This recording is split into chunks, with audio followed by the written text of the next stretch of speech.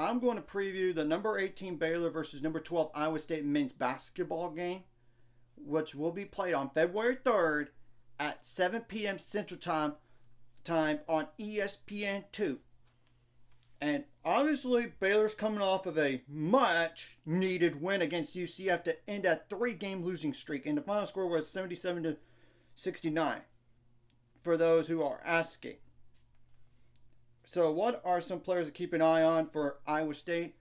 And I'm going to tell you right now, they're very similar in terms of defensive numbers, if not better, than UCF. And UCF is the third best defensive team in the Big 12. Just to keep that in mind. And they do have one player that's out for the year, and I'm not going to even mention him anyway, to tell you the truth, because he's on the lower end, and he probably wouldn't play anyway. It's just it is what it is. Of course, they do have 2 guys redshirting as well. Obviously, not going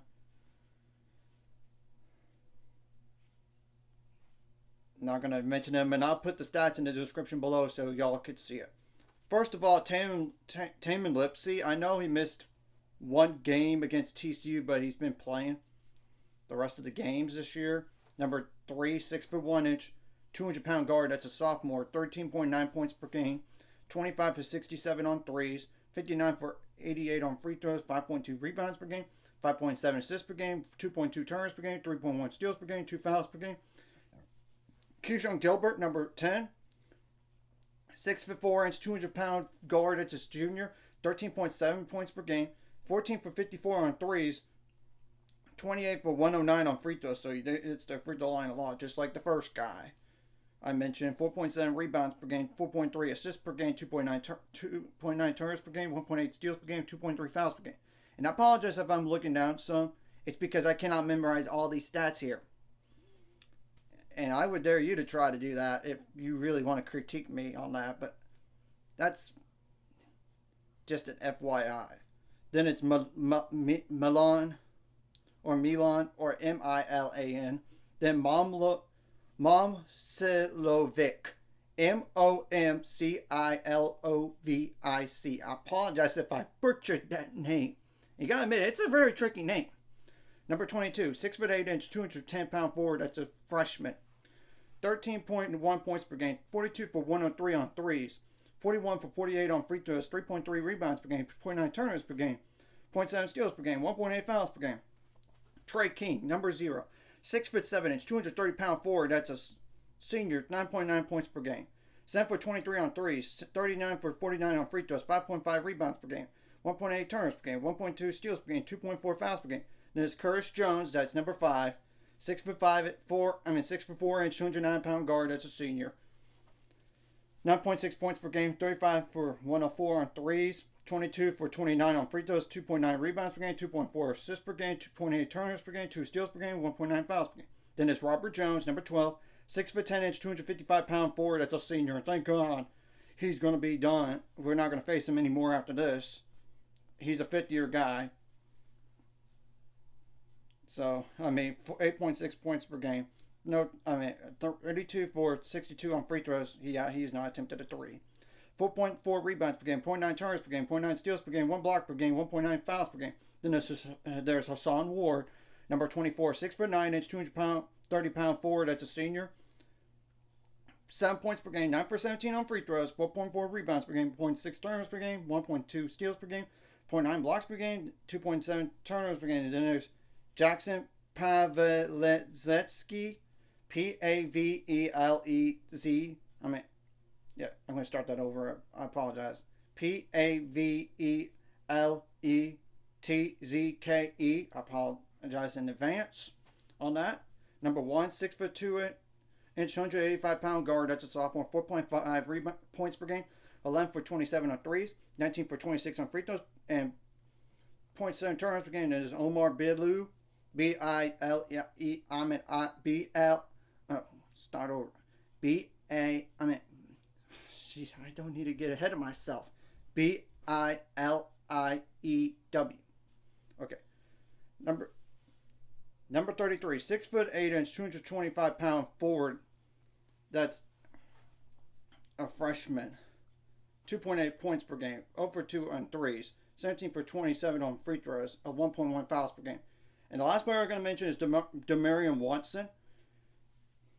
Number 4, 6'7", 220-pound guard. That's a sophomore, 1.6 points per game, 1 for 1 on 3, 7 for 12 on free throws, 0.9 fouls per game. And I'm going to double check real fast on that Iowa State player that I just mentioned. And Iowa State's coming off of a week of rest because they played last Saturday, and apparently on their schedule they didn't have a midweek game. So I already knew the stats before the UCF game for Iowa State in advance.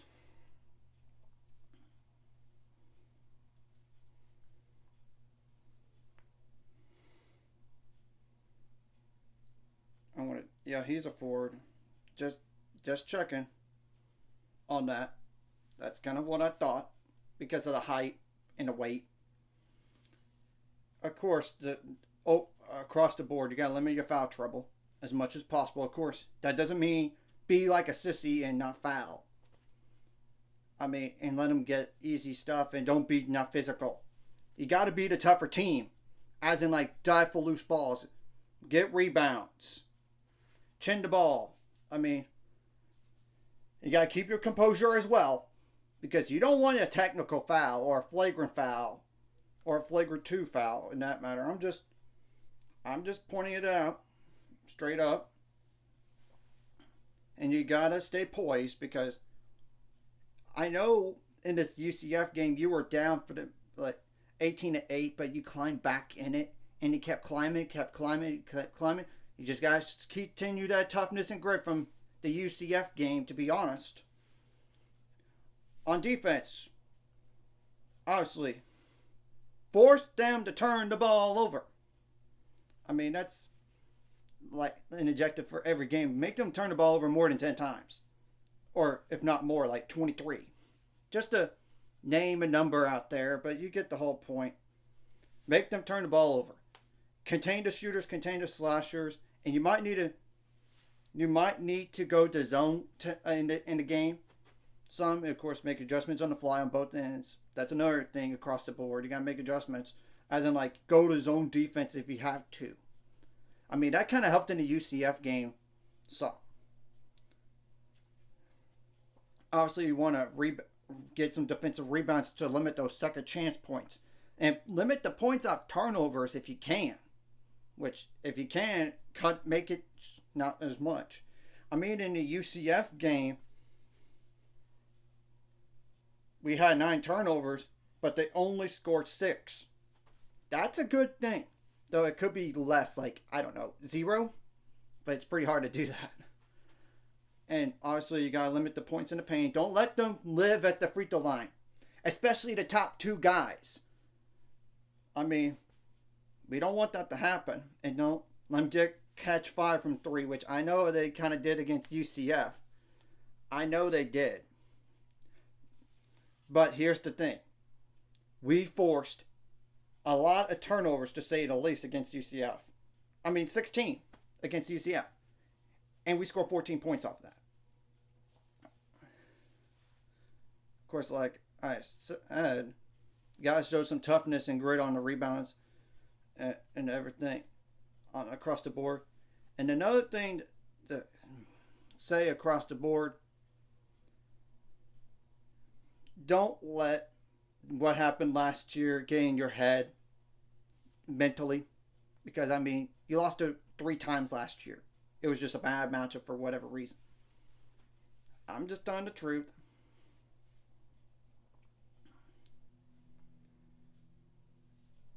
And of course, on offense, we got to get some points in the paint. Lately, we've been doing a pretty good job at that. We got 30 points in the paint tonight.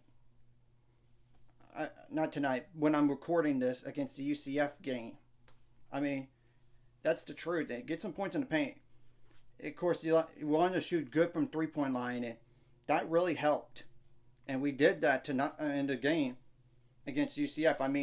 9 for 20. It's all about shot selection, too. You got to take care of the ball, which I know we turned the ball over a lot in the first half, but in the second half, we didn't turn the ball over that much. We did. Baylor did it, and that really helped.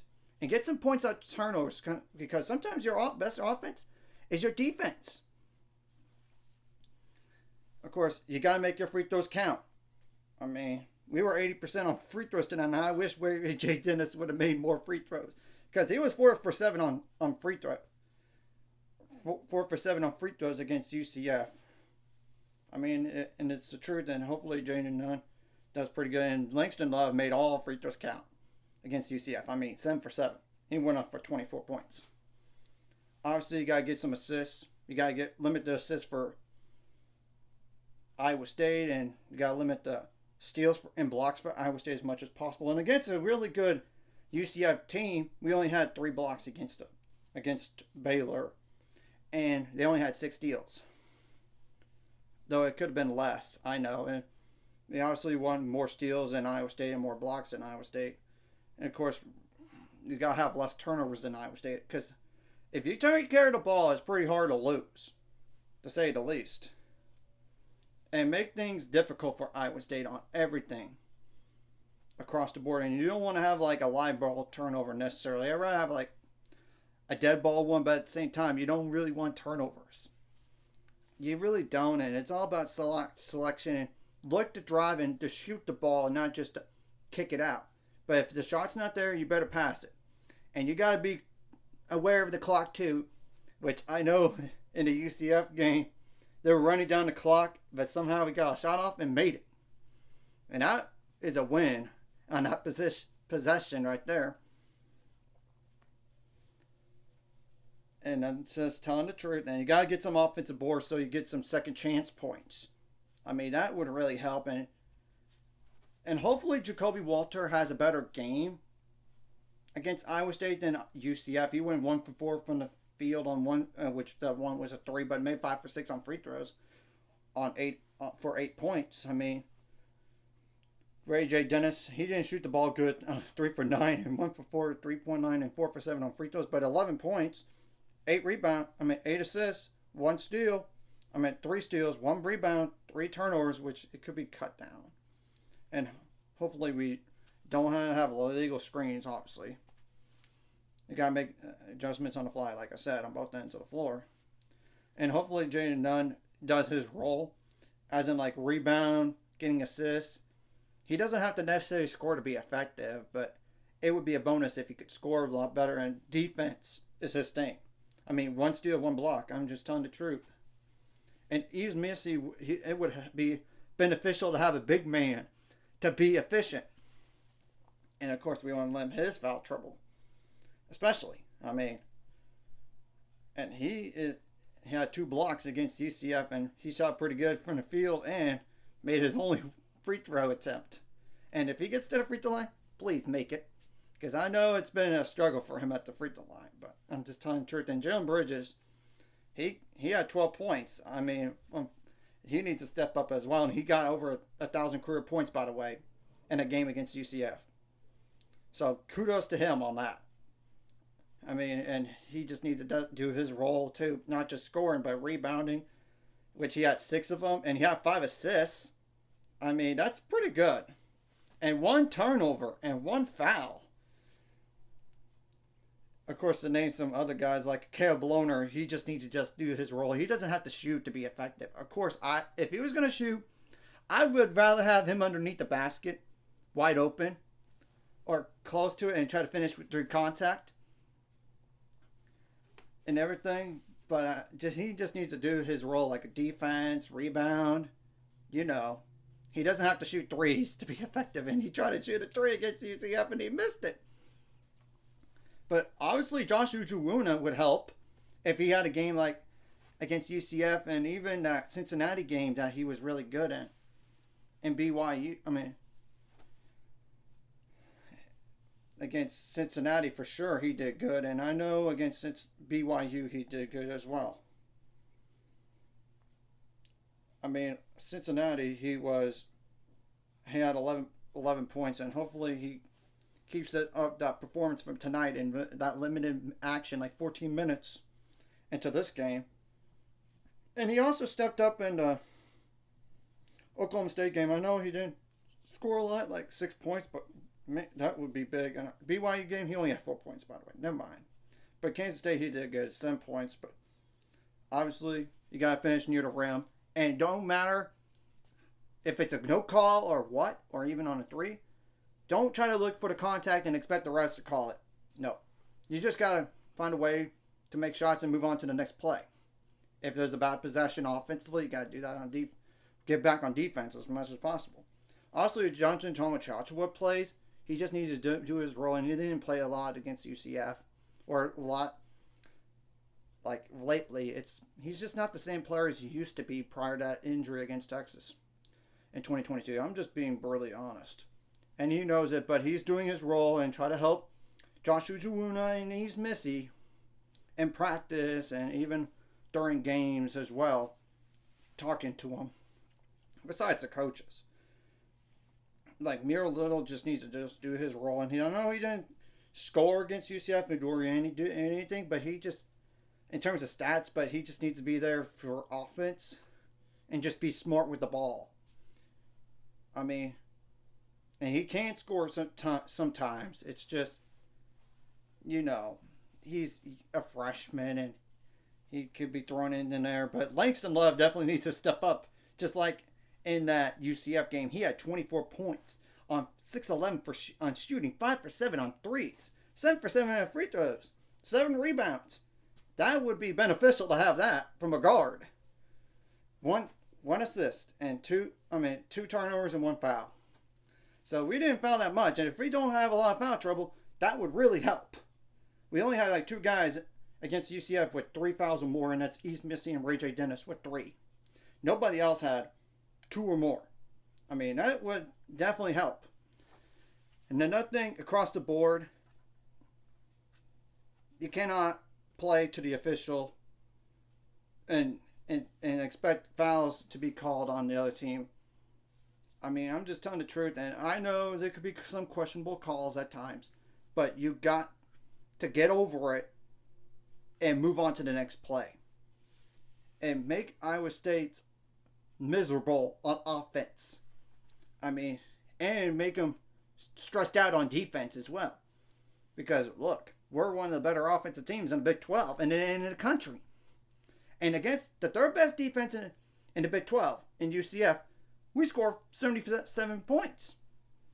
So that really helps, and it does prepare us for Iowa State in a way. Because of defense. It does. And let's protect home court. Because it's so important in a conference like this to protect home court in every game as much as possible. And this is big in terms of Big 12 standings. I mean, look, Iowa State's second in conference, 5-2. Baylor's 4-3 in conference. Obviously, a Baylor win would move them up in the standings and give Iowa State the third loss. And then it becomes a little more crowded for that 3-loss category. And this is the top 20 showdown, and if Iowa State would win this game, they would be still right there with Houston for the conference and even Texas Tech. I mean, I'm just telling the truth. Let's just go to work and protect home court and make your free throws count. And you can't just be just good on offense, but not great on defense. You got to have both, or not really great on defense, but not that great on offense. You got to be both. I mean, and you got to have, and hopefully we could translate those last 6 minutes from that game against UCF into this one.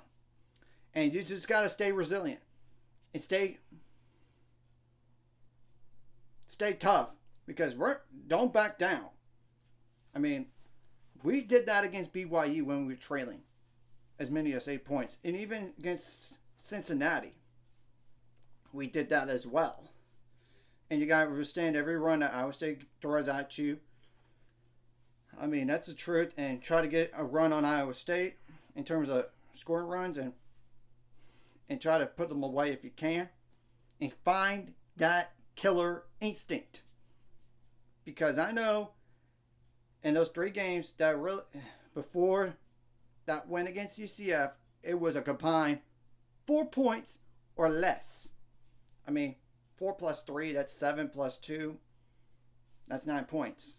And obviously, if you're in a situation where you're up by 2 possessions late in the game, and on defense, just don't allow a quick 3 and a foul, or a foul period, because, look, you want the clock to run and make them go to the basket and just, but if you're up 2 possessions, obviously if you're up by 3, don't allow a 3 and don't foul, especially on the jump shot. Don't foul on jump shooters as well. I'm just telling the truth on this, and we got to do better than last home game against TCU. And if you're up, put them away. If you're down, you got to keep fighting, keep climbing, and chipping away. And that's kind of what we did in that UCF game. I mean, we were down by 6 at halftime, and then we dwindled it down to 4, and eventually we took the lead for the first time against the UCF in a long time, since 8-7. And it seemed like from that point onward in the game, sure, it was like a 2-point game, and obviously we want to outscore people, but I know we got to play defense as well. I mean, you got to make adjustments from first half to second half, not just not just from first half to second half, but like media break, and every possession as well. You got to make adjustments. And once Baylor took the lead, when it was, I know UCF, like, it was like 53-49, and then we joined it. There was a foul on UCF. It was like a flagrant 1. We got down to 2, and then we didn't get a stop, but there was we made a layup, then we didn't get a stop, and I made a 3. UCF made a 3, but we got it was like 56-55 after Langston Love made a free throw layup assisted by Jane Nunn. But when Jim Bridges got defensive rebound, he called timeout because he was on the ground. He got to out hustle Iowa State as well. That's another thing as well. And sure, but once we took the lead again at 6:27, last 6:27 left in the game, Baylor took the lead from there. I mean, that's the thing. And when you look at the play-by-play stuff, so you got to find a way to close out games. And if you want to avoid those one possession games, you got to be sound on offense, sound on defense. But here's the truth: every game is going to be a war in the Big 12. It doesn't matter the record, so you got to throw that out of the window. And this is a prime opportunity to get a top 15 win and boost ourselves up, not just in the Big 12 standings, but in the AP poll for next week. So, and let's continue this positive momentum from this UCF game after a 3-game losing streak and translate it to this game against Iowa State. So we got back-to-back wins here. So anyways, if you like this content, like and subscribe it. See you guys later. On the road to 600 subscribers, of course, ultimate goal. It's 1,000 more, so make money out there. Of course, liking the video, comment the video really helps YouTube algorithm. So more people see it. Sharing the video does help as well, so more people can watch. And if you're watching and not subscribed, hit subscribe button. It's free the notification bell as well. And I will put the stats in the description below, like I said.